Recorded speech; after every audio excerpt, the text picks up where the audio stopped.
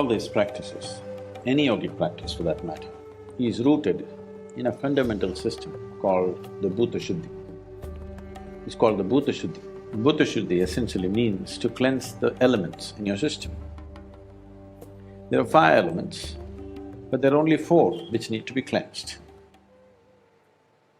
The 5th one, you know what the elements are: earth, water, wind, fire and space. There is no cleaning to be done with the space. It is only these 4 which need to be attended to. Your body is a play of these 5 elements. The earth is a play of these 5 elements.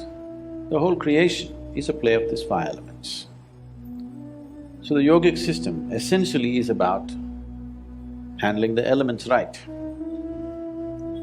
If these 4 or 5 elements behave well within the system, everything about you will be fine. 72% of your body is actually water, you know. Another 12% is earth. Another 6% is air. Another 4% is fire. The remaining is space. This is how the body is constructed.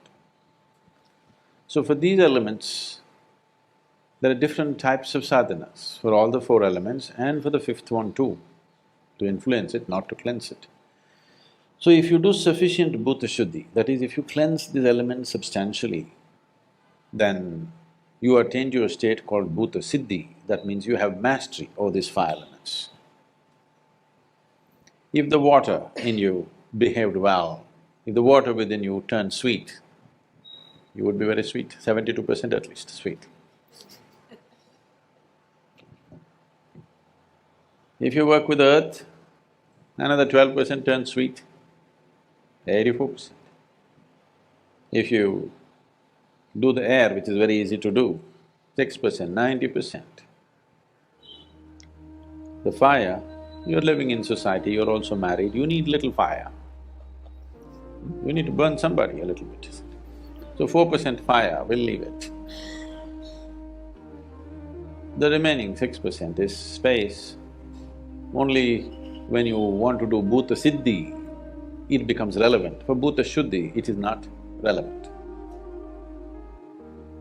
84 is a significant number in the way the creation is right now.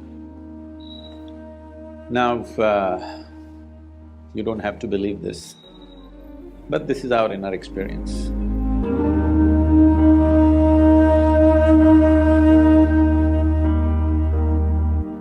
In our experience, this is the 84th creation.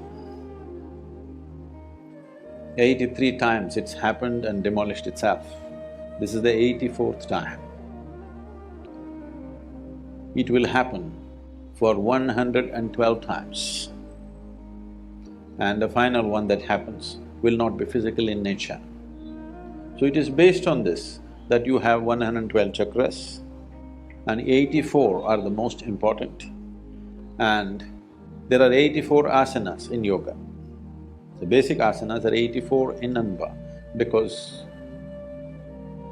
when you want to do Bhuta Shuddhi, you want to cleanse the elements. What are you cleansing it of is the previous memory. If you look deep into this system, you will see the memory of everything. The way this existence happened is right here. If it was not here, certain things could not have been said in the past before all this modern science is talking about these things. For example, have you heard of Paul Steinhardt? Paul Steinhardt wrote a book which became very famous in the last 3 years or so. This book is called as the Endless Universe. Till recently, modern science believed that universe began somewhere and it'll end somewhere. For the first time, they're putting out a theory saying it's endless. Always in the yogic system, we've been saying, the cosmos is ever expanding. Have you seen the symbol, the saligram symbol? That is the symbol of an ever-expanding cosmos. So, he went through this and I've been in conversation with him for some time, for last few years, and he was presenting a computer-simulated images of how the Big Bang happened. And I asked him, he said there's more than one bang. Many things have been said in the yogic system as to how this is the 84th. There are many symbols or there are many aspects in the body which clearly say that the memory of these 84 creations are still there in your body. It is there in every atom in the existence. So what you're trying to cleanse is, you want to cleanse it from the memory because this memory binds you. This memory gives you a sense of belonging. At the same time, this memory binds you, it doesn't let you go. See whether you like it or you don't like it. Your great-grandfather who died long time ago is right now living through you in some way, at least in the shape of your nose, the way you think, the way you sit, the way you stand, isn't he? Yes or no? You might have thought you buried him, but he's popped up inside of you and living. If you look deep enough, the memory goes way back. If you want to evolve, you have to cleanse yourself of the memory which is imprinted on the elements in your system. If the elements do not lose their memory, they will not behave the way you want, they will keep on repeating the old cycles. You may think your forefathers are dead, no, those guys are living through you. You know, Jesus said, leave the dead to the dead. This is the reason, when somebody takes sannyas, the first thing that we do is, they do karmas to their parents who are still living. The intention is not that they should die, the intention is you want to cleanse your memory. You don't want to be influenced by your genetics, because if you're influenced by your genetics, you'll just become a cyclical process, you will not go anywhere. You'll be going in circles thinking you're going somewhere. So one level is on the chemistry, the genetics, another level, the deeper level is on the elemental level. We want to cleanse that. If you do not cleanse that, this memory will bind you, the memory will make you go in circles. Based on this 84 asanas, 84 creations, all these things are connected, you don't have to go by that. Anyway, because of this 84, out of this 84 asanas that are created, these 84… when we say 84 asanas, do not think of them as just 84 postures. These are 84 systems of attaining. A yogi masters only one asana, he does not practice 84 or 600 as people are doing.